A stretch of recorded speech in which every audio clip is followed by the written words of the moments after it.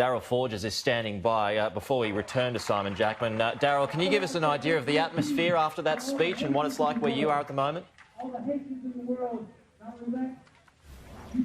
Yeah, Peter, hearing those words from the president was very interesting, saying that if the governors do not deploy the National Guard, he was going to deploy the military. That is a very interesting turn of events. But meanwhile, back here in the epicenter of the protests we're seeing across the country, in fact, Peter, all across the world, here in Minneapolis, Minnesota, the protests have been fairly peaceful all throughout the day. I'm going to show you what we're seeing here right now. You see there's signs, Justice for George Floyd. You see this is ground zero. This is where George Floyd took his final breath.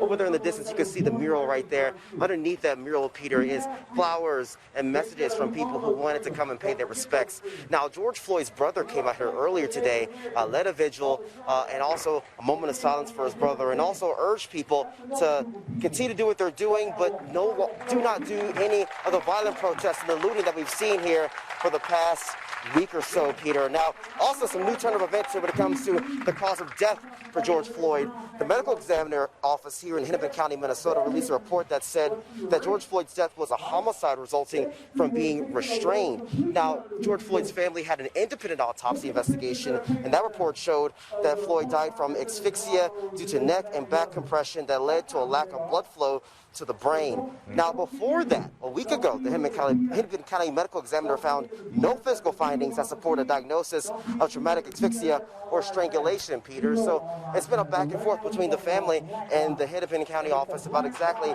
how George Floyd died. But meanwhile, the protesters here say they're not going anywhere anytime soon. They're going to continue to protest until all 4 police officers are brought to justice.